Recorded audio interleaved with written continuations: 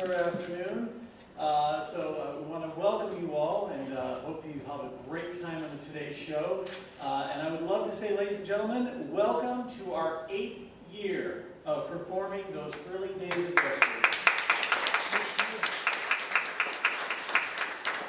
Seeing some familiar faces out here. We've had some long-time groupies, apparently, and we're getting new fans here as well. So welcome, welcome.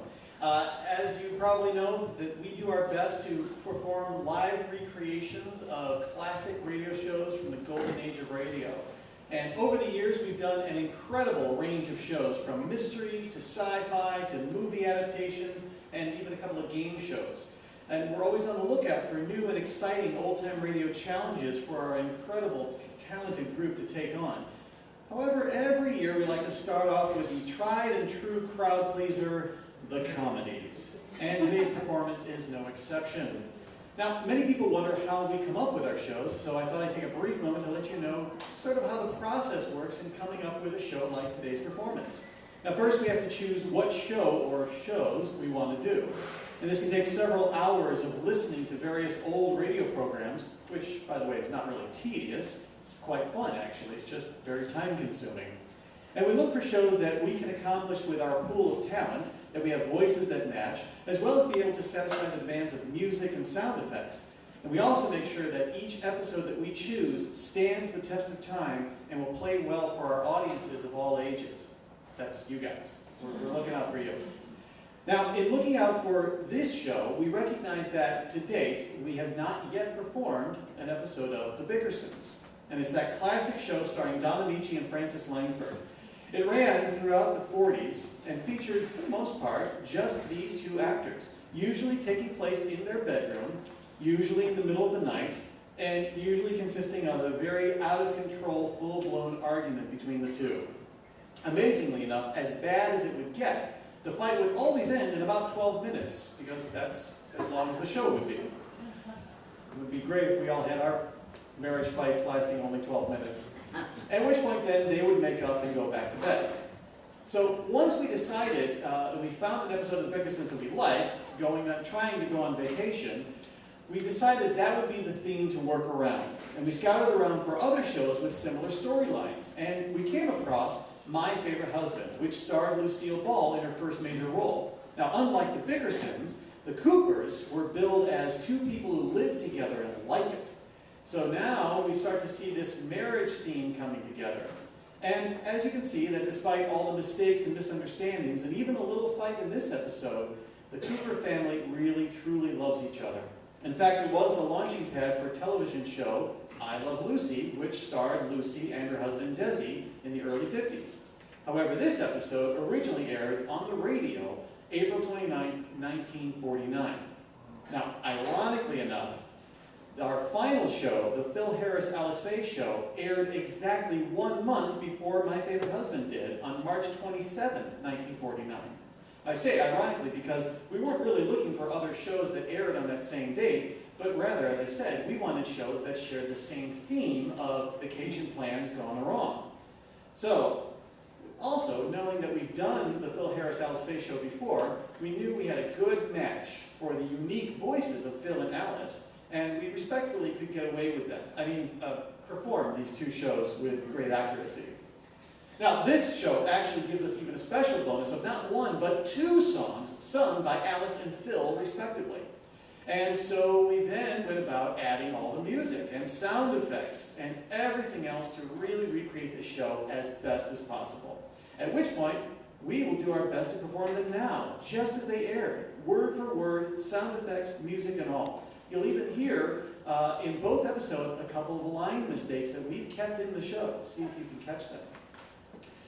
While you are listening, you might pretend that you are one of those who had the fortune of being in that live studio audience as they watch their favorite performers do their thing. Or perhaps you might just wish to sit back, relax, close your eyes, and imagine that you are sitting in your living room in front of the old Philco radio, anxiously awaiting for your favorite show to begin. So join us now as we take you back to those thrilling days of yesteryear.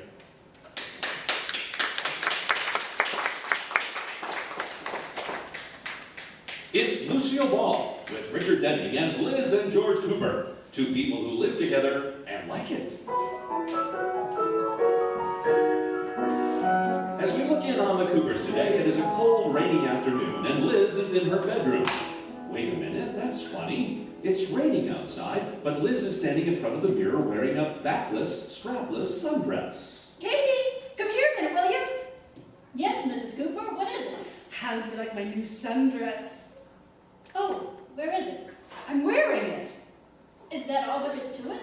Doesn't something go over that? No, this is the latest style. Does it look like I've been poured into it? It certainly does. I only hope you don't spill over. Do you like it, Katie? Do you think I'll make an impression in this? Impression? You'll make a dent? How does it stay up without any straps? It's held up by faith, hope, and don't exhale any more than you have to. My goodness, look at all these play clothes on the bed. Did you buy all of these this morning? Yes, I just couldn't resist them, Katie. Isn't it awful? But I want to look good for George. After all, he's got to see a lot of me this summer. So does everybody else. Oh, you're just old-fashioned, Katie. If you think that sundress is daring, look at my new French bathing suit. It's there on the bed. Oh, I don't see it. Here's your slacks, pedal pushers, your beach robe, and this little blue handkerchief. That's funny. Oh, here it is. No wonder you couldn't see the bathing suit. It was under the handkerchief. Oh no, is that a bathing suit? It cost $40. That's a lot of money for two doilies and a diaper. Well, it's the design that counts, Katie. Just think of the wonderful tan I'll get. That is, if George lets me wear it. Why won't he? I thought men like women in scanty bathing suits. Women? Yes, but not wives. A scanty suit on a blonde at the beach is wow, but the same suit on a wife is, why don't you put some clothes on? Ain't it the truth? Oh, we're going to have a wonderful vacation this year, Katie. Where are you going? The Moosehead Lodge on Lake Okeechobee. Well, when did you decide that? Tonight after dinner when I tell George. It's a real swanky place. But I thought Mr. Cooper always liked rugged outdoors vacations, camping and stuff. He does. Oh, will I ever forget last year? A horrible 2-week pack trip with a couple of burros. I wore out 4 pairs of shoes. I thought you rode the burros. How could you wear out so many shoes? Well, they didn't have one my size. My feet were dragging. I don't blame you for wanting to go to a resort where you can dress. But how are you going to talk Mr. Cooper into it? Don't worry. I'm going to bring the subject of vacations into the conversation so subtly, he'll think he thought of it. We'll have our reservations at Moosehead Lodge quicker than you could say Lake Okeechobee.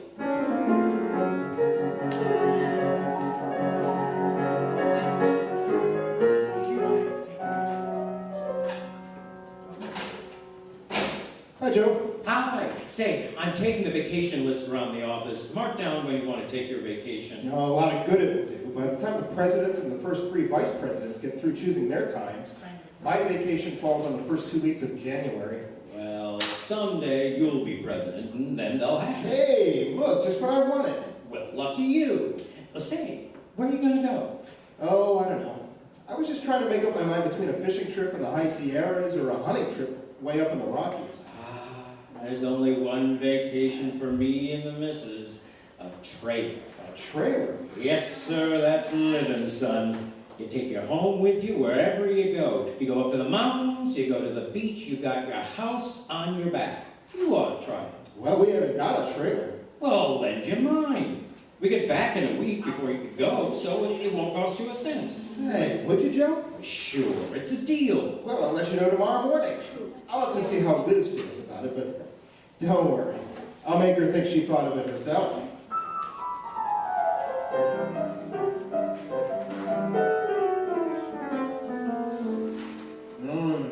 That was a wonderful dinner, Liz. Katie can cook. George. Liz. What? What? Oh, go ahead. No, you go ahead. There wasn't anything. No, neither was mine. I was just wondering if... Go ahead, George. You're bigger than I am. Well, come over here and sit on my lap, honey. I want to talk about something. All right. Oh, George, you have the nicest lap. Where did you ever get it? Oh, I just sat down one day and there it was. Amazing. What's on your beautiful mind? Well, two things. The first one is, give me a kiss. All right.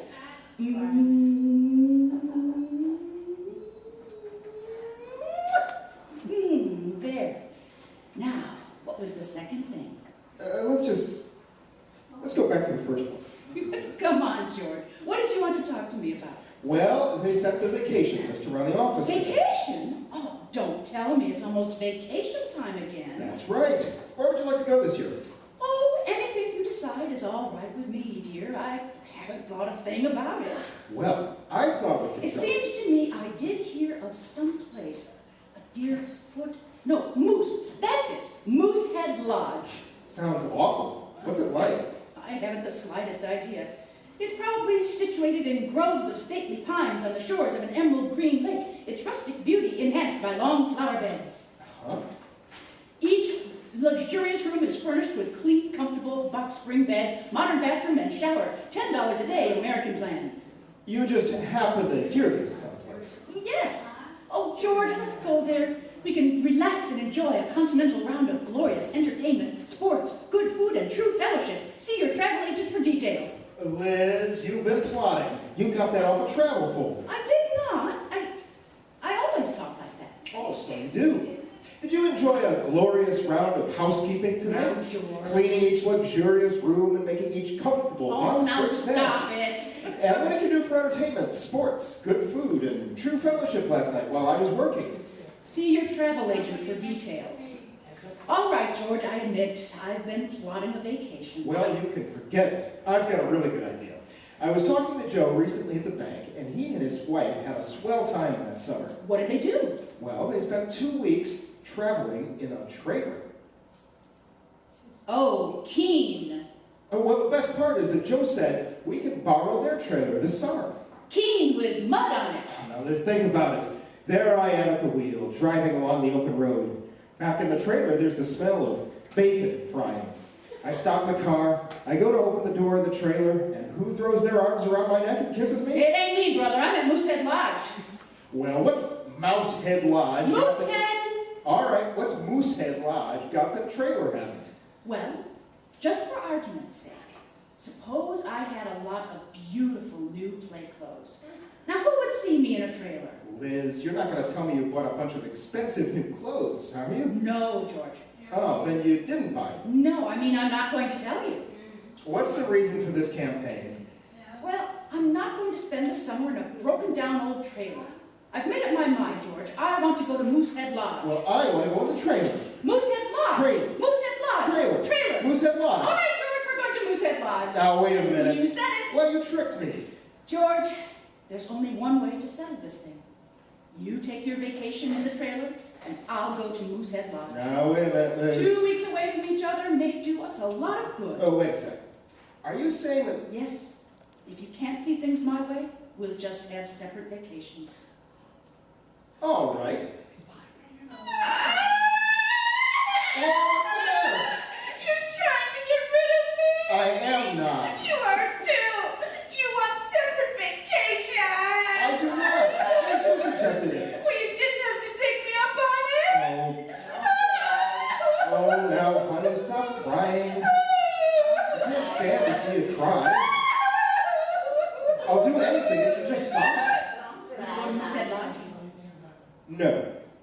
All right, then it is separate vacations. Okay. And I hope you have a good time. Same to you. Good night, Daniel Boone. Good night, Miss Moosehead.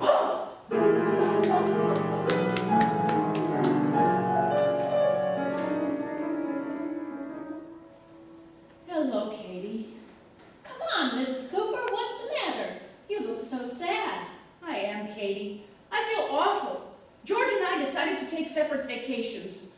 I miss him. Oh, but that doesn't happen for 2 months yet. I know, but I miss him just thinking it.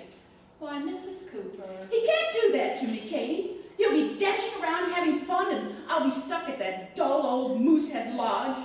But I thought you wanted to go there. I do, but not without George. I'll get it. Hello? Hello, Katie. Let me speak to Liz. It's Mr. Cooper. I don't care to talk to him. Oh, why don't you tell him how you really feel? What? Katie, do you think I'd swallow my pride tell him after all the things I said? You think I'd crawl before him and let him know how I really feel? Well, you don't know me very well. I just thought that... Give me that phone. Let me talk to that brute. Hello. Hello, Liz. Oh, George, I miss you. It's amazing how you hide your true feelings. Liz, is something wrong? George, I don't want to take separate vacations. Well, I'm not going to Moosehead Lodge on beautiful Lake Okeechobee. Oh, how did you know where it was? I've been reading that travel folder someone sent me anonymously through the mail. I wonder who could have sent it to you. I can't imagine. It came in a plain white envelope with Mrs. George Cooper crossed out on the back. What else is new, George? Liz, I have a wonderful idea. Joe's going to lend me the trailer, and we're going to take a trip over the weekend. Now, if you're not sold on it, by the time we get back, we'll go to Moosehead Lodge. Oh, George, that's wonderful. Yeah, well, I ask only one thing, that you keep an open mind. Oh, I swear it, George, I swear it. If my mind was any more open, my brain would fall out. Goodbye. Oh, Katie, isn't that marvelous? What? It's all settled. We're going to Moosehead Lodge. Liz has agreed to spend the weekend on a trailer trip with George just to see how she likes it. If she doesn't go for it, George will take her to Moosehead Lodge, a swanky resort on Lake Okeechobee. But George is just driving up now with a trailer hitched to the back of the car. He pulls up in front of the house and confidently backs into a parking space. George, what's the matter? Did that car sneak up and hit you from the back? It's not a car, it's a trailer. Well, what's it doing up on our car? It's trying to climb into the rumble seat. It looks like it would fit. It's so small. It happens to sleep four. For what? Look, before you start the wisecracks, have me get it parked, will you? Sure. What do you want me to do? Lift it up and carry it to the curb? Oh, what am I doing? Joe told me you can't back up a trailer. Oh, great. What do we have to do? Drive around the world to get back home? No, just around the block. I'll do it later. Now, I want to show you the inside. Now, go on in, and remember, you promised to keep your mind open. I'm afraid I'll have to close it. If it's open, it won't fit in that trailer. Come on, now look inside. It's really swell. Now you see, isn't this fun? You have 3 little rooms. Now here's the living room, here's the kitchen, and here's the bedroom. Well, it's very nice, but where's the room you straighten up in? Liz? Open mind, George. Open mind, open mind. Okay. It's even got a big, roomy closet. It's right back of you. My, this is tremendous. How do they get a closet this big in a trailer? Why, there's worlds of room. That is the world. You're looking out the front door. No. Oh, you're so smug. I am not. I like the trailer. Honest. Well, it might not be the most luxurious home in the world, but when you think of the money you'll save... Oh, George, we have company. Our first company in the trailer. Anybody home? Oh, hello, officer. Hello, officer. What can we do for you? I was just passing by your trailer parked here and I couldn't resist stopping. Oh, you want to see what a trailer looks like inside? No, I want to give you a ticket for parking it here. Now, wait a minute. We're in front of our own house. You can't give me a ticket. Oh, can't I? George, you're handling this all wrong. Officer? Yes? You wouldn't really give poor little us a ticket now, would you? No. This is an invitation to tea at the police station. At 3 o'clock Monday, informal, top hat, and handcuffs. I think this is an outrage. I happen to be a taxpayer. I pay your salary. Oh, so you're the one. I've been looking for you. I want a raise. Well, tear up the ticket and we'll consider it. Yeesh. Trying to bribe an officer, eh? I'll just add that to the ticket. Oh, just for that, you're fired. Never mind, Liz. Don't make things worse. This will cost you $25. Good night, boss. So long, Flatfoot. Liz? Oh, that doesn't bother me. Save those foot remarks for the boys that cover the beat. It's all that walking that makes their feet so big. What do you do all day? Ride a horse? Touché. Well, that ought to bring it up to about $40. Good night, taxpayers. How do you like that? We no sooner park the thing and it costs us $40. It's like I always say, George. A trailer might not be the most luxurious home in the world, but look at the money you save. Oh, shut up.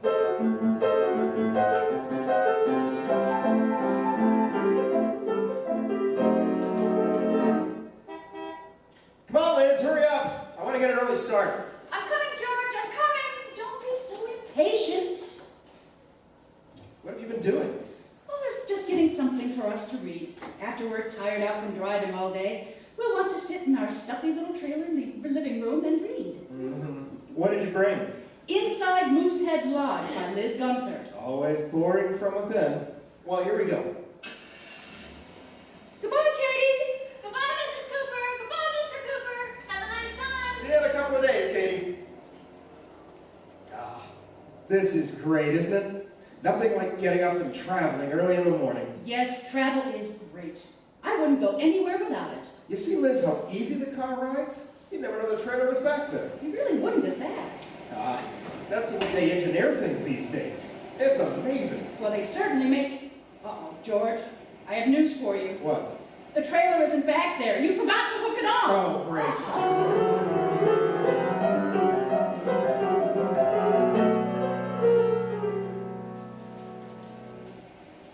Well, now we're really on our way, trailer and all.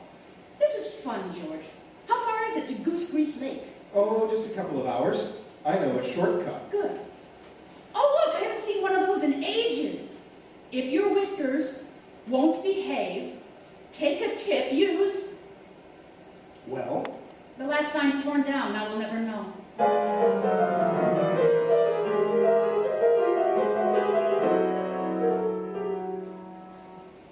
George, are you sure this is the road to Goose Grease Lake? Positive. You said we'd be there in a couple hours. It's been much longer than that. Liz, I've made this trip 100 times. Not since you were a Boy Scout. George, let's stop and ask somebody, huh? I know the way.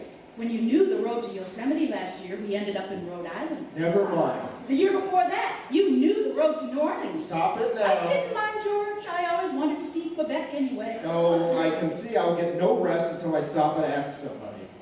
I'll try that filling station over there. Bully for you. Pardon me, mister? Eh? What? I said, pardon me. What'd you do? Is this the road to Goose Grease Lake? Oh, you don't want to go to Goose Grease Lake. Why do I run into people like this? Look, we do want to go to Goose Grease Lake. Nothing there. Look, why don't you go to the hot springs? Now there's a place for you. If you don't mind, we'd like to know the way to Goose Grease Lake. What you gonna do there? We're gonna goose and grease. Oh, geese up there. Don't know how I got that name. Say, you'd be better off at Anderson's Lodge. Lots of nice fellas there, you know. Is this the road to Goose Grease Lake, or is it not? Well, not exactly. It's a pretty fair piece from here. See, I told you, George, we're on the wrong road. How do we get to Goose Grease? Well, you go down here about 10 miles. No, you better go the other way until you get to...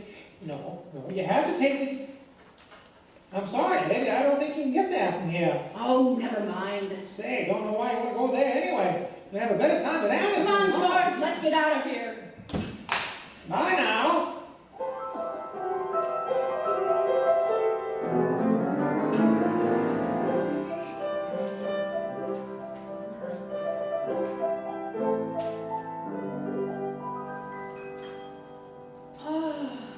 Are you awake, George?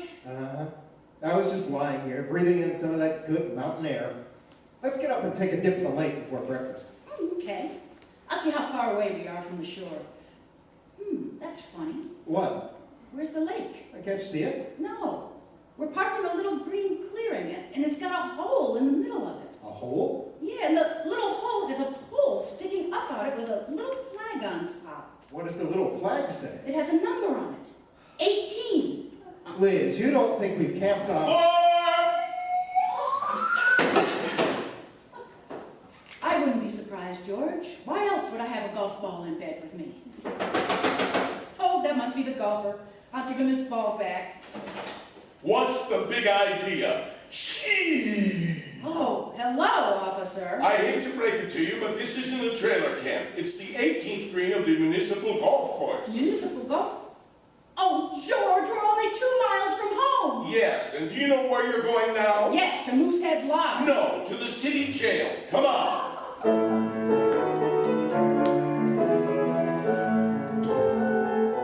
My Favorite Husband has been presented through the worldwide facilities of the United States Armed Forces Radio and Television Service.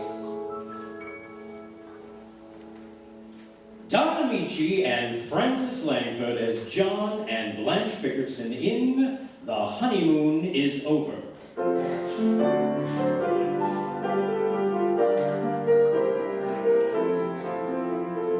close to 3 in the morning, and Mrs. Bickerson lies tense and sleepless in the dark, as poor husband John, victim of raucous insomnia or whimper's malady, reaches a climax during an acute attack of his strange ailment. Listen.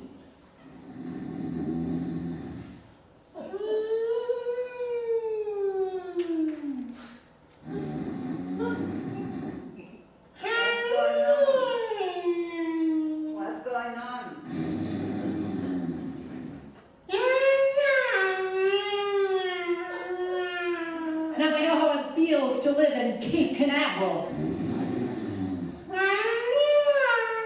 All he needs is a launching pad. John, go sleep in the bathtub. Go on. John, get off your back. Get off my back.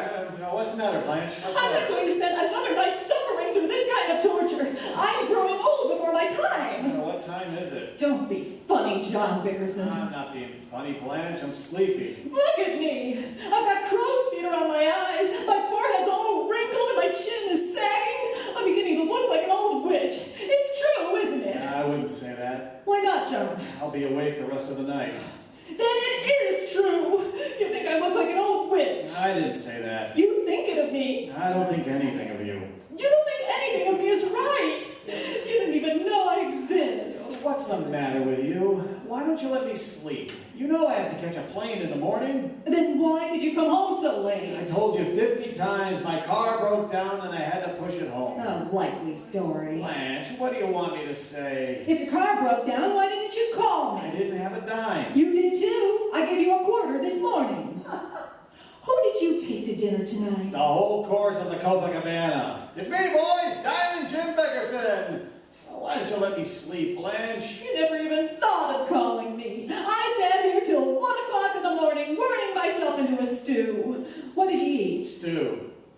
Put out the lights, Blanche. You sure have the answers, don't you, John? Answers, questions. All I want to do is close my eyes for a couple of hours before I take off. Sure. Get up and run away. Fly all over the country. You don't care about me. Oh, yeah, I'm only going overnight. I'll be back on Sunday. If you cared for me, you wouldn't leave me. I'm not leaving you. I have to fly to Las Vegas on business, and I'll be gone for about 24 hours. Well, why can't you take me with you? Because you don't take a ham sandwich to a banquet. What do you mean by that? I don't know. I just wish you'd put out the lights and let me sleep. Tell the truth. Aren't you sorry you married me just a little bit? I'm not sorry, just a little bit. You're sorry a whole lot. I'm not sorry at all. You love me still? I don't know. I never saw you that way. There you go again. It's been like this for the whole 8 years of our marriage. Oh, brother. At night you won't talk because you're too sleepy. In the morning you swallow your coffee, kick the cat, and go to work. You never want to talk. Not to me, anyway. I mean a real conversation, John. You know, you haven't actually spoken to me for 3 months. I know it. Why is that, John? I didn't want to interrupt you. See? And you say I start everything? You can't say something nice to me once in a while, but you always dig at me. Blanche, it's 3 o'clock in the morning. I don't care. I tried to be sweet and you won't even be civil. Why did you marry me if you can't stand the sight of me? I can stand the sight of you. You don't love me. Yes, I do. You don't. I tell you I do. Then why don't you say it? Oh, I said it until I'm blue in the face. I've made records in 7 different languages. I've got your face embroidered on my underwear. I even offered to stamp out John Loves Blanche with a hot branding iron, didn't I? You wouldn't let me do it, would you? No. Why not? Because it was burning my head. Well, if you can't stand a little pain, don't keep asking for proof of my love.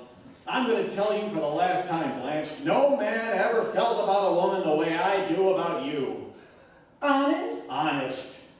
Do you really despise me? Well, you know I do. What? I mean, no, you know darn well you deliberately trapped me into that. And you stop clawing at me, Blanche. Go ahead, scream at me and then run out of town. Leave me here to die. What's the matter now? I'm sick. I get fainting spells all the time, and the doctor doesn't know what it is, and I know I'll never recover. Oh, don't be silly. You'll recover. You got a healthy constitution. I have not. You have to. You had pneumonia and you got well. You had the flu and you got well. You had the mumps and you got well. You've had 60 diseases and you always got well. I never saw such a healthy woman in all my life. Always unsympathetic. I'm feeling wretched. It's a good thing we don't have any children. Oh, dear. I can just imagine what kind of a life a poor little child would have in this house. To have a father who constantly raves and rants, selfish and thoughtless, a man who can't bear the sight of his own child. Blanche, what are you talking about? Me, sick in bed, and the poor little infant crying in the crib, crying his heart out for a little attention. Blanche! Why don't you feed the baby, John? Why don't you stop knocking yourself out? You know I have to be on my toes when I get to Las Vegas. Do you want me to lose my job? I don't care if you do. Blanche, I beg you, don't make me miss that plane. Why do you have to go? Why doesn't the boss go? My boss is an old man and he's confined to a wheelchair. He's a septuagenarian. Imagine, at his age, too. Why do you work for such horrible people, John? There's nothing wrong with my boss. I won't sleep a wink all the time you're away. You're going on a safe airplane? There's no danger. Just go to sleep and don't worry. Well, go get me my sleeping pills from the bathroom. Sleeping pills. Why don't you take them before you go to bed? It's almost time to get up. Oh, hurry up and get them before I fall asleep. Who stole my slipper? I packed it away in your satchel. Have you got the key? It hasn't got a lock. I'll have to cut the string. It's probably at the bottom of the bag. John, I thought you said it was a safe plane. It is safe. Then why are you taking that parachute? What parachute? These are the shorts he gave me for Christmas. Oh, don't wrinkle them like that. Can't you find your slipper? I got it. One slipper. The only man in the world with one slipper. Oh, stop complaining. How can a man check into a hotel with one slipper? Lots of men have checked into hotels with worse things. Get me my sleeping pills. I can't find any sleeping pills. They're on the top shelf of the green bottle. Are these the sleeping pills? Sure they are. I've been taking 3 a day. I thought they were vitamin capsules. No wonder they wouldn't cut me up. Put out the light. Wait a minute. How do you expect me to take a pill? Huh? Give me a glass of water, John. Oh, nuts. Don't disturb the canary. Okay. Here, there's your water. Here, good night.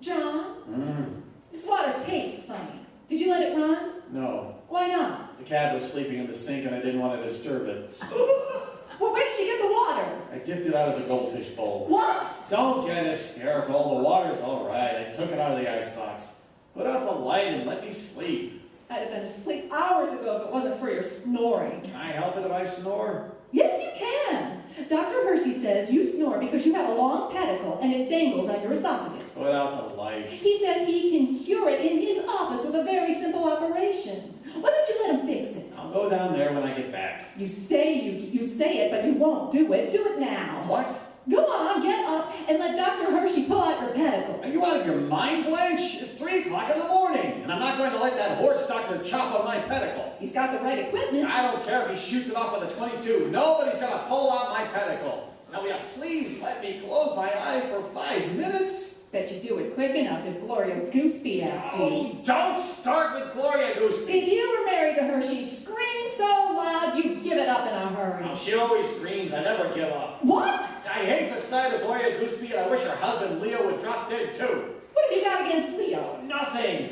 I'm so exhausted. I don't know what I'm saying. Please, Blanche, can't you understand? I've got to be in shape for my trip in the morning. All right. Have you got your plane ticket? No, I didn't have time to pick it up. I'll get it at the airport. What are you going to do for money? No, I've got enough. There's plenty in the sugar bowl. There's nothing in the sugar bowl. There is too. I looked last night. Well, you didn't look tonight, I'm not going to get up and look. Blanche, you didn't. didn't I? You couldn't. I mean, you wouldn't take You don't really have to take this trip, John. And I was thinking... The money, Blanche. Yes, well, I have an opportunity to get a sweet little hat. You can wear it with the brim up or you can turn it down. It's $50. Turn it down. Well, I was thinking... Blanche, stop thinking so much. Where's my plane fare? I haven't got it, John. What?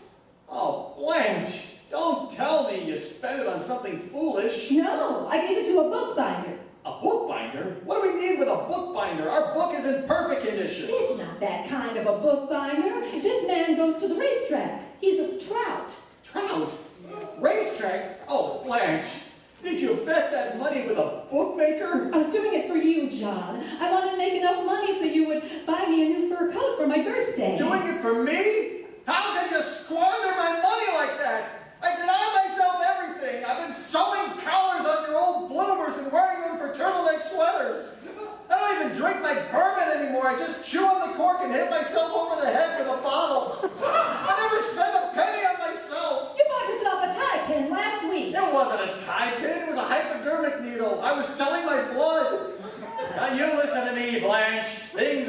different around here. From now on, I'm going to spend the money and you can do the working. What? I'm going to blow every penny on myself. Buy all the things I've always longed for. New pants with zippers instead of paper clips. Real face lotion instead of fly spray.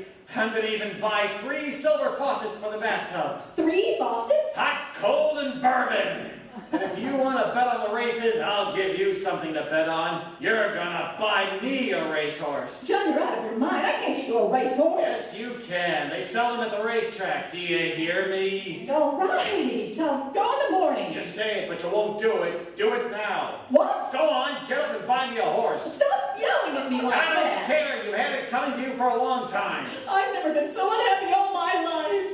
To think I had to meet a man with such an awful disposition. I wish I had known that you were such a terrible, low-down character before I married you. Go on, you knew it, and so did everybody else. How any man could have such a savage temper. Believe me, John Bickerson, I'd pack up and go home to Mother if it wasn't for one thing. What's that? My mother packed up and went home to her mother. Listen, Blanche, do you think I enjoy sitting up all night fighting like this? Have you ever asked yourself the reason why we argue so much? I can't understand it. Well, just think for a minute.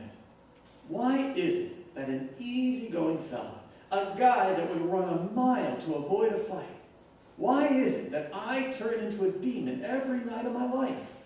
You've got me, John. That's the reason. Good night, Blanche. Good night, John.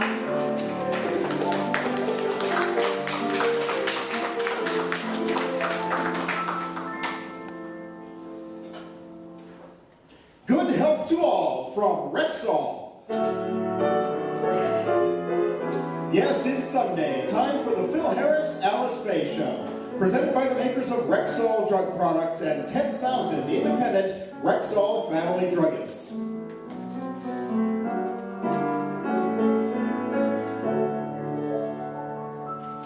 Good evening. This is your Rexall family druggist taking a little time from behind the prescription counter for this Sunday evening to speak for all 10,000 of us.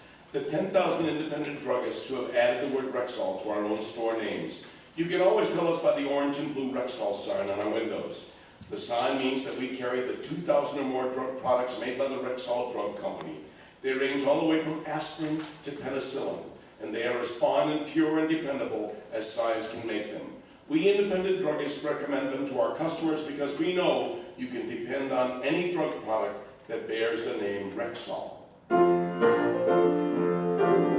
Good health to all from Rexall. And now your Rexall family druggists bring you the Phil Harris Alice Faye Show. Written by Ray Singer and Dick Chevalier. Elliot Lewis, Walter Tetley, Robert North, Walter Schorf, and his music, yours truly, Bill Foreman, and starring Alice Faye and Phil Harris.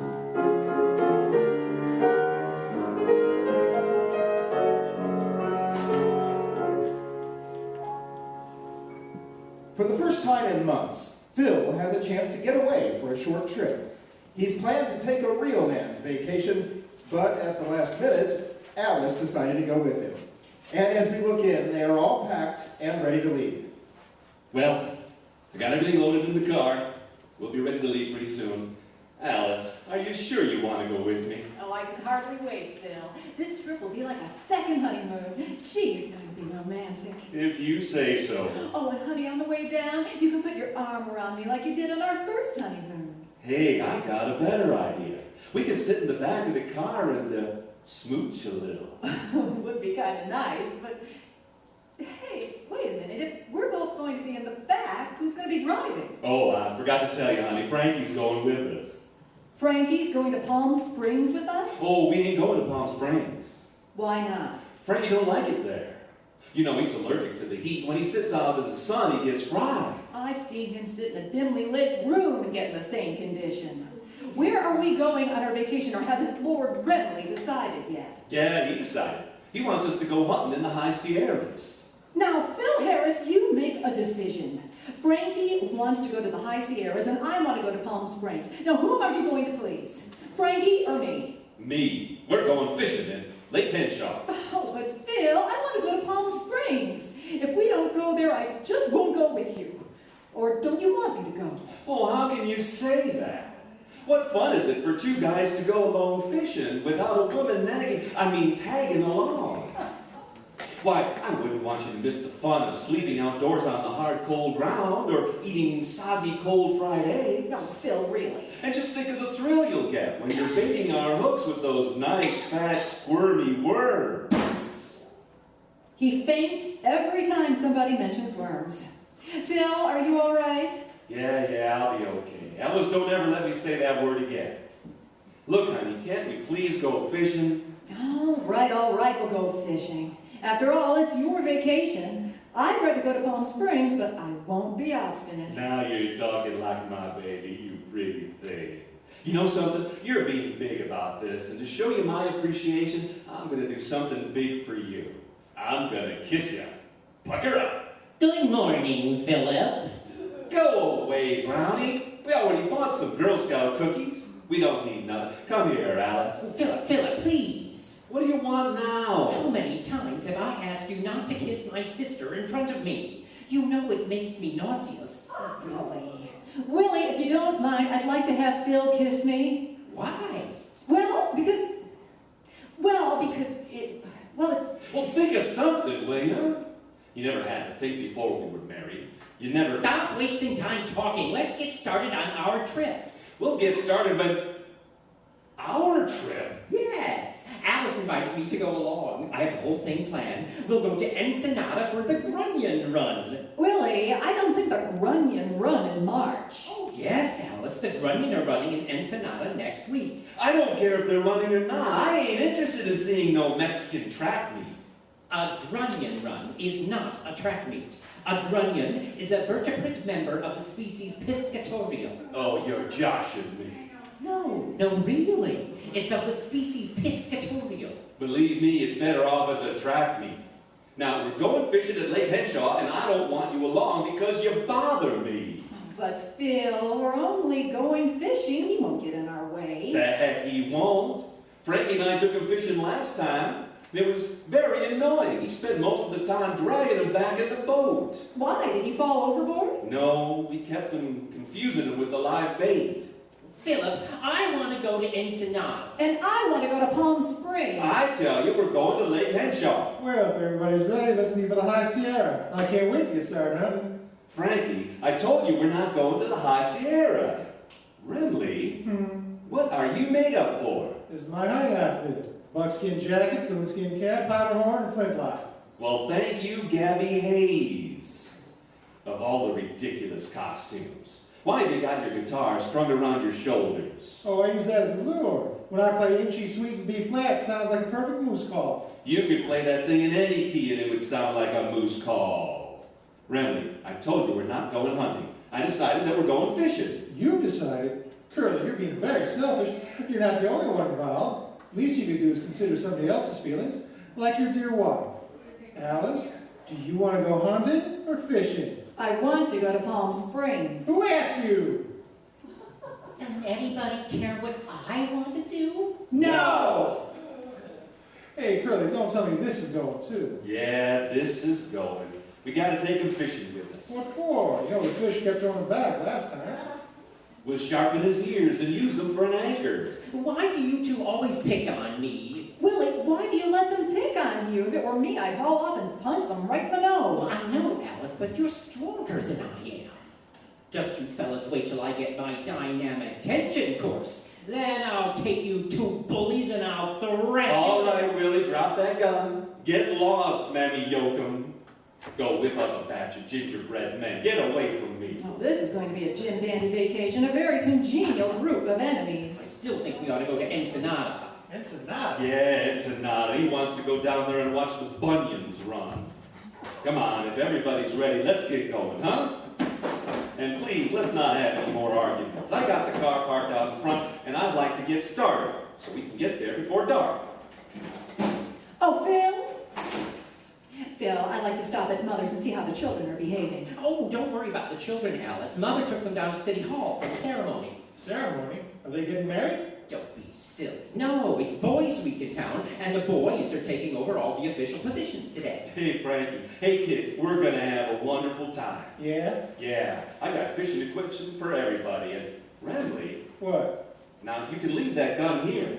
You don't need it for fishing, and I don't want it a loaded gun in my car. Curly, please, I know better than to walk around with a loaded gun. I don't have shells in here, I'll show you. Remley, don't fire that thing. I tell you, it's not loaded. Look! See? Bet you all thought it was going to go off. I know what I'm doing every minute. I'm an expert with guns. I gotta get this slow trigger fixed. What are you trying to do, get us all arrested? Now, come on, let's get in the car. It's getting late, and we got a 5-hour drive ahead of us. Phil, what's that card tied to your steering wheel? Card? I don't know, I'll see.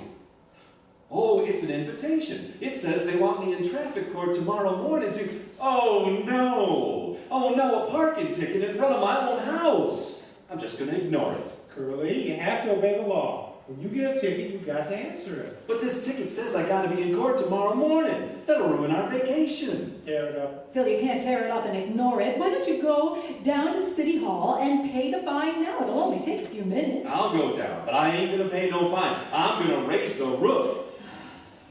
Phil, just pay the fine. Don't start anything or they're liable to throw you in jail. Let them throw me in jail. I know my rights. I'm going down to City Hall and tell them all. Come on.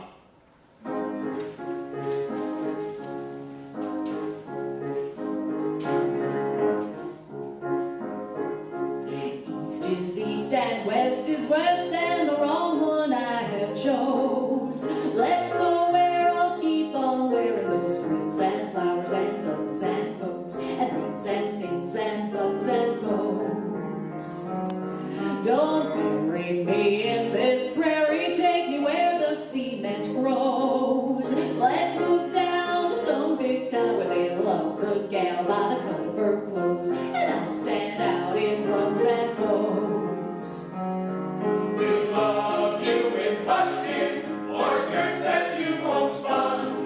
But I love you longer, stronger, where your friends don't tote a gun. My bones denounce the blockboard bounce and the cactus hurts my toes. Let's fan the rules for gals keep using those silks and satins in linen that shows, and I'm all yours in bugs and bows.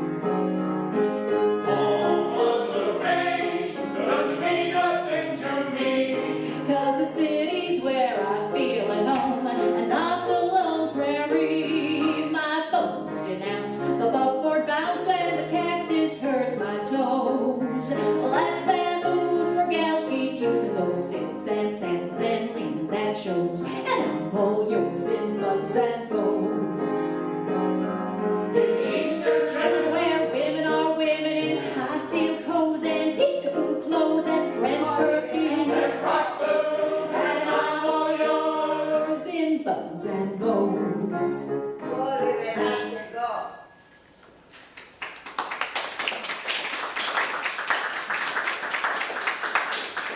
Fine wife. Her husband faces a jail sentence and she sings. All right, come on, Remley. Allison, you and Willie, wait in the car. We'll only be a few minutes in City Hall. Now, Phil, please don't offend the police commissioner. Don't worry. Remley, I ain't gonna see no police commissioner. I'm going over his head and see the mayor. I know I'll get a square deal from him. I'll see that.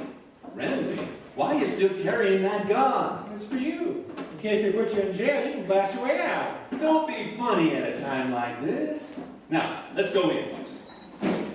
Hey, Curly, what are all these kids doing here? I don't know. Willie said something about Boys Week. Here's the mayor's office. I ain't gonna have no trouble with him. He's a good Joe, and he'll give me a square deal. Mr. Mayor... Take your hat off when you talk to me, Mac. Julius, what are you doing behind the mayor's desk? This is Boys Week, and I've been appointed mayor. You're the mayor? Yeah, and don't let me catch you guys tapping my wires. Now, what do you want? Well, it's this way, Julius. I'll thank you to address me as Your Royal Highness. Your Royal Highness? Don't stand there, peasants. Kneel down. Go on, grovel a little. Hey, Curly, step to one side. I want to get a beat on him. No, you can't do that in here. Don't talk till you got my permission. Now state your case and make it snappy. I'm in a surly mood today. Well, I came in to see you about a ticket. $50 or 50 days. I didn't tell you what it's for yet. I got no time for details. Oh, come on, Curly. We won't get any square deal here. I heard that and I resent it. Just state your case and I assure you that I'll hand down a just decision. Now let me hear your entire story. Okay. My car was parked outside. It wasn't moving. The motor was dead. Guilty of murder in the first degree. Will you stop that? Look, Julius, Your Royal Highness, I got a ticket that says I gotta go to court tomorrow morning and, well, I can't be, so I want to pay the fine now. Well, why can't you be in court tomorrow? I'm driving up to Lake Henshaw for 5 days to do a little fishing. Well, if you want to go fishing, I ain't going to spoil your vacation. If you want to drive out to Lake Henshaw, go ahead. I'll let you pay your fine now. Oh, thank you, Julius. What's the fine? I'm revoking your driver's license for 5 days. Now, you can't do that, Julius. I'm Curly, don't argue with him. Give him your license. Oh? You don't need it. I'll drive. Oh, okay. Then you could drive us up to Henshaw. Oh, I forgot to tell you. I've got a special driver's license. It only allows me to drive when I'm going in the direction of the High Sierras. All right. So we'll go hunting. Good, let's get started. Not so fast, Mr. Renly. What are you doing carrying that rifle in the city limits? I'm taking to go hunting. $50 for carrying a concealed weapon. This gun ain't concealed. I'm carrying it out in the open. You can see it. Not when I close my eyes like this. Sorry, Mr. Renly, but the law says I gotta revoke your hunting license. Joke's on you, Julius. You can't revoke my hunting license, because I haven't got one. Well, I gotta revoke something. So I'll revoke your driver's license. Julius, I'm warning you. Quiet, Remley. All right, Remley. Let me handle this. Julius, look, I know you don't care about us, but Mrs. Harris is going to be with us, and you don't want to spoil my wife's vacation, do you? His wife? What a golden opportunity.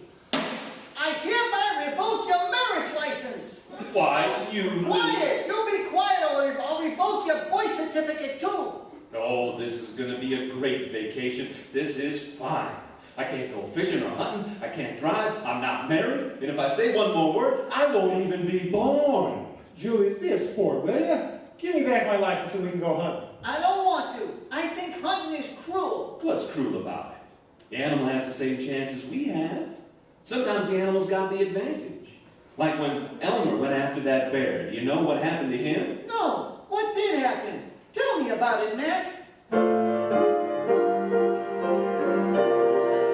Now Elmer Joseph rose at dawn and put his hunting breeches on, then looked up at the shotgun on the wall.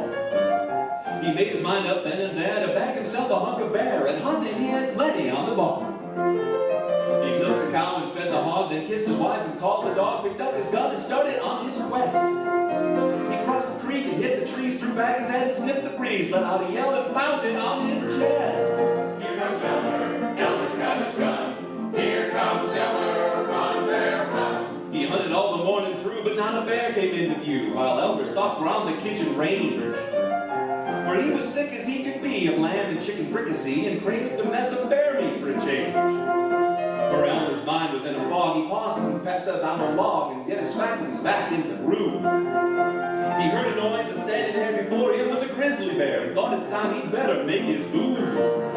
Here comes Elmer, Elmer's got his gun. Here comes Elmer, run, bear, run. He grabbed his gun and turned around, but Mr. Bear just stood his ground, and Elmer said, "It's either me or thou." His gun refused to go, and so he knew somebody had to go, and said, "Farewell, I'm leaving as of now." And Elmer's shoulders sprouted wings, to speak developed inner springs, to linger longer he was disinclined. He ran so fast through muck and mire, his ankles set his socks afire, and still that bear kept coming from behind. Here comes Elmer, Elmer's got his gun. Here comes Elmer, run, bear, run. A deer with antlers 8 feet wide got in the way of Elmer's stride, and both of them went hunting for the brush. Then Elmer said, "Now listen, son, if that's the fastest you can run, move over, because I'm really in a rush." The bear was gated inch by inch, and finally reached out for the clinch as Elmer sought the fence around his place. He leaped the fence and landed hard, jumped 60 feet across the yard, and slammed the kitchen door in Bruin's face. Here comes Elmer, Elmer's got his gun. Here comes Elmer, run, bear, run. The bear was trying to get inside. inside while Elmer sought a place to hide, and Mr. Jones began to pull her hair. She said, "This fuss has got to stop. Why don't you let that matter drop?" And Elmer said, "Honey, you go tell it to the bear." Then Elmer's wife said, "Listen, dude, how come you think you're Daniel Boone, whose appetite for bear meat you should try?" He said, "Honey, I'm sure you're aware that Daniel Boone always killed his bear, but honey, I done brought this baby home alive." Here comes Elmer, Elmer's grandson. Here comes Elmer on their own.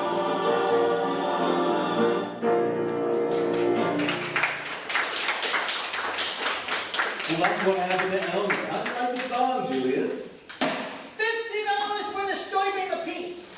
Now let me tell you something. You can't get away with this. Besides, I ain't got $50 on me. You ain't got $50, huh?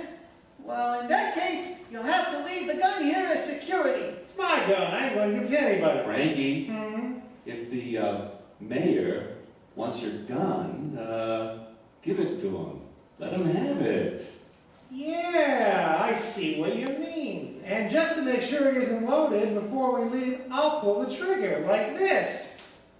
Here's the gun, Julius. Come on, Curly. How long do you think we'll take, Frankie? Oh, should go up before I can say Jack Robinson.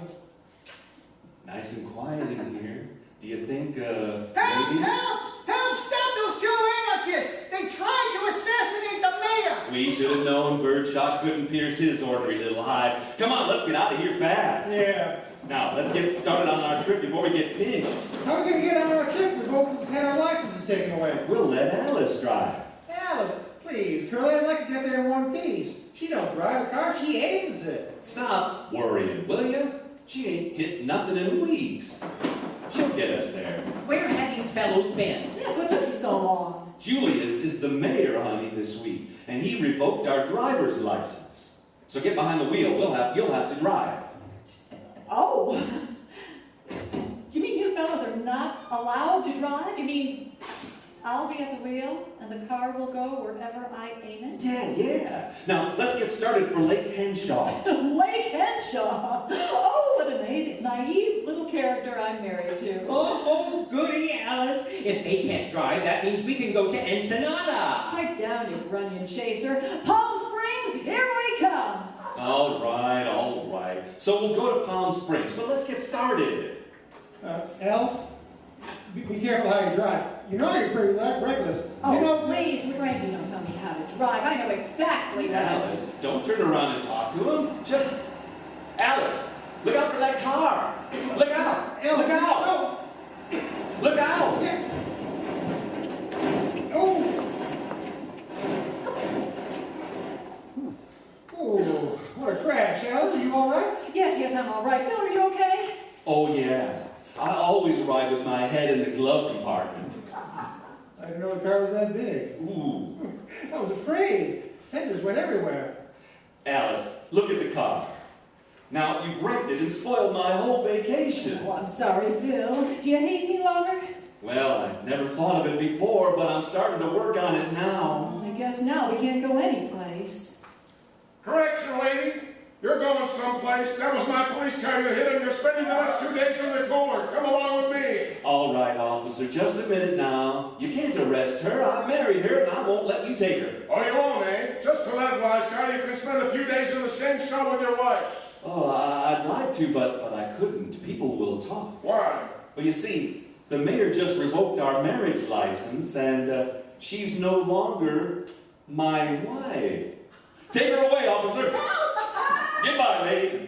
I tell you, Frankie, women should never be able to drive. Oh, yeah, they should be taught. Just can't let them drive.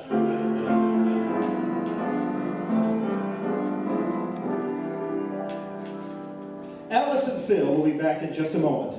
But right now, our Rexall family druggist has a customer. Have you noticed how I always ask for Rexall drug products lately? Indeed I have, ma'am, and I'm very happy about it. With those wonderful laboratory tests the Rexall people make on their different drug products, that convinced me. I'm glad you told me about them. Then maybe I better tell you something else. A lot of Rexall drug products get much more than just laboratory testing. Why?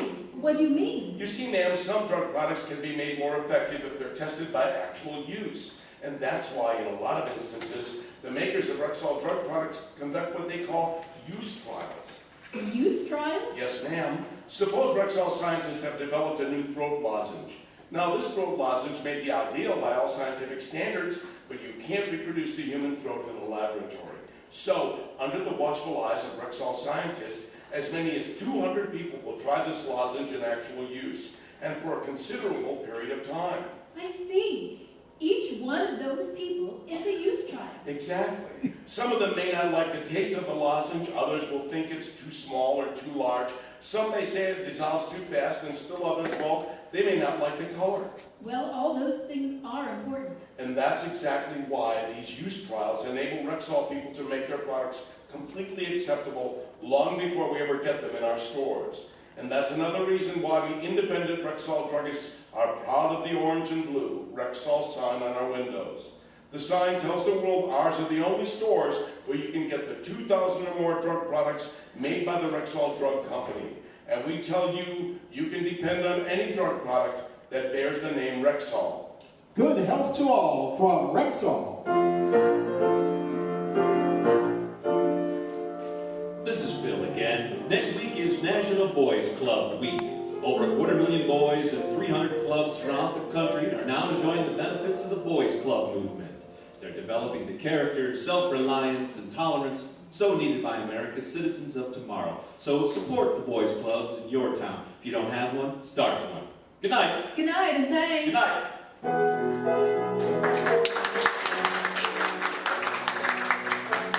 This program is produced and directed by Paul Phillips. The part of Frankie Remley was played by Elliot Lewis, and Julius was played by Walter Tetley. Included in today's class was Alan Reed. Alice Faye appears by courtesy of 20th Century Fox. This is Bill Foreman wishing good health to all from Rexall.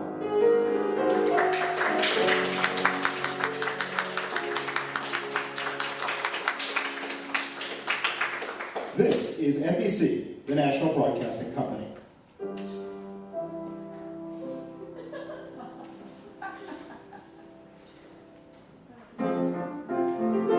Ladies and gentlemen, thank you very much for coming today. And we hope you've enjoyed our show, and perhaps you might even think twice about your next vacation plans, or make extra sure that there are no unexpected problems that might get in the way.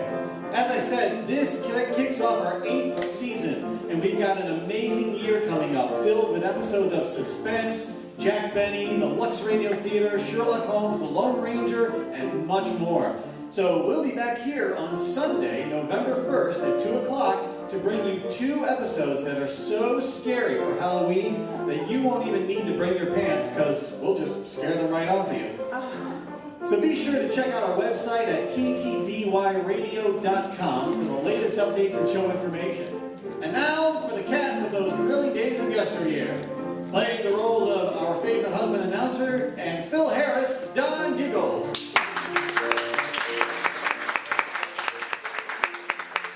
And Liz Cooper was played by Diane Ledley.